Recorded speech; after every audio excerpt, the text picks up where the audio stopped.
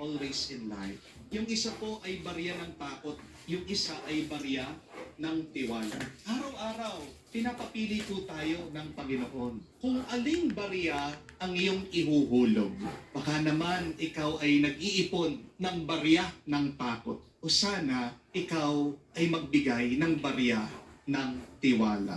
Tandaan po natin, ang takot ay nag-iipon. Araw-araw, tayo po ay pinapapili ng Panginoon. Alin ang ihuhulog mo sa Kanya? Iwan mo ang iyong takot sa Kanya at ibigay mo rin ang iyong sarili sa Kanya. Magtiwala ka. Tandaan mo, kapag may takot ka, nag-iipon ka.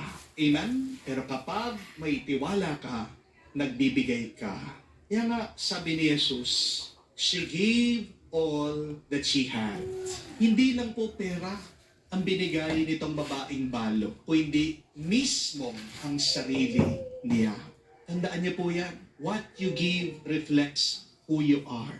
Hindi mo mapaghihiwalay ang iyong binibigay sa iyong sarili.